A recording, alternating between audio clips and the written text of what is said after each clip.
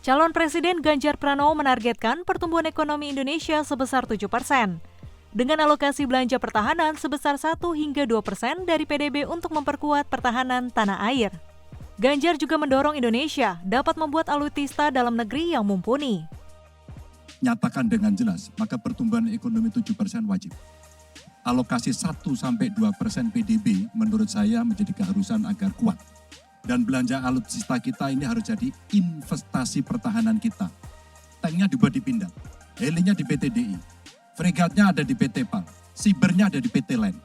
Maka kalau kemudian itu bisa kita optimalkan betul-betul, rasa-rasanya apa yang ingin kita capai dari minimum essential forces-nya akan tercapai. Sementara itu, calon Presiden Anies Baswedan menyampaikan untuk memperkuat pertahanan Indonesia, perlu mendorong pertumbuhan ekonomi Indonesia dan memberantas praktik korupsi. Anies juga akan meniadakan praktik middleman dalam penyelenggaraan alutsista. Dan untuk itu, maka kita harus memperbesar GDP kita, memperbesar APBN kita. Karena itulah pertumbuhan ekonomi menjadi penting. Dengan pertumbuhan ekonomi yang merata dan berkualitas, harapannya maka kita memiliki masukan negara yang cukup. Kemudian yang kedua, tadi terkait dengan hutang.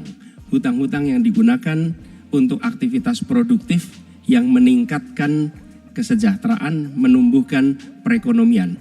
Itu juga salah satu cara untuk memperbesar APBN kita dengan adanya pendapatan ini. Yang ketiga adalah bagaimana pajak kita diperluas basisnya, ditingkatkan efektivitasnya. Namun tidak kalah penting adalah memastikan bahwa praktek-praktek koruptif yang membuat anggaran terserap tidak secara optimal itu ditiadakan. Dengan begitu, maka porsi yang kita miliki untuk sektor pertahanan akan bisa kita alokasikan. Tanpa kita memiliki anggaran yang cukup, maka alokasi di sini menjadi berat. Dan bila kita melakukan pembelanjaan, maka kami membayangkan justru menggunakan kekuatan sendiri. Kalaupun ada dalam bentuk hutang, maka itu satu paket dengan belanja senjatanya, belanja alutsistanya, sehingga itu menjadi satu kesatuan dan meniadakan praktek-praktek middleman di dalam penyelenggaraan alutsista seperti peraturan perundangan yang mengharuskan itu G2G atau langsung dengan korporasi yang membuatnya.